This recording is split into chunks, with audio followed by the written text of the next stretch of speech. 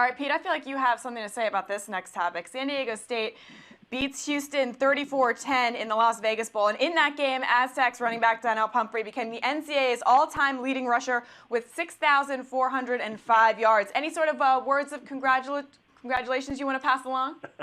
Yeah, it's an amazing accomplishment, becoming the #3 all-time NCAA leading rusher. Hashtag not my NCAA leading rusher. I don't get it. I really don't understand why there's this, ridiculously delusional narrative that he is the all-time leading rusher. I know this is kind of a harsh way to put it, but I almost felt sorry for him.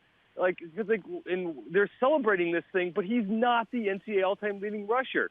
Ron Dayne is. Tony Dorsett's #2. And the problem with this isn't just that, whether it's ESPN or others are trying to push this narrative for whatever reason they're pushing, that it's also diminishing the accomplishments of what he just did. I mean, the guy's walking with the college football gods.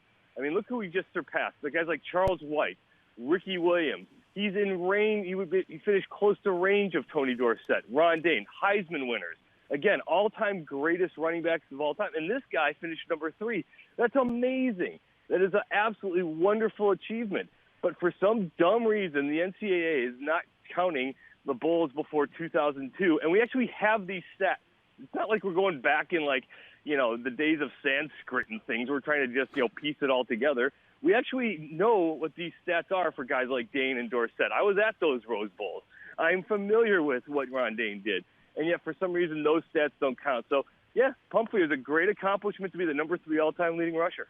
What is the explanation from the NCAA as to why they aren't using those stats from before, was it 2002, whenever it is? Why? Yeah, there isn't one. Their basic statement is it's just we count bowls differently now and all this kind of garbage. But it doesn't make any sense because there's no real change in college football in 2002. Now, if they decided, maybe in 1998 when you started getting to the BCS era, and that's a little bit different, maybe more conference championships, I guess, but there's still no excuse for it other than I think they're just kind of being lazy about it because we have these stats.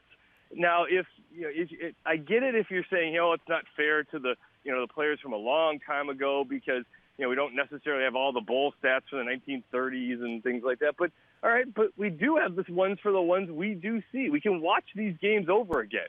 And for some reason, they're just choosing not to do this. And, the sad part about this is at some point they will, and all this garbage that we just went through, and which the media for some reason keeps pushing, it's going to be blown away. They're going to say at some point, well, Ron Dayne is actually the NCAA's all-time leading rusher. Pete, I was just thinking about this. Can you imagine if Donnel Pumphrey had played for Wisconsin and done this very same thing?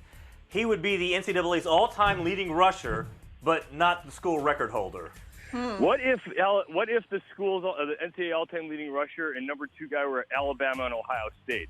You want to talk about the screaming and howling that would be kicking in? Wisconsin and Pitt, their fans are, passionate about this, but it's not nearly the same thing. I think it would be a much different animal if you did have, one of the schools where you have the just nut job fan bases that would have just gone ballistic on this if someone dared say that one of their players did not, get the proper recognition for what they accomplished.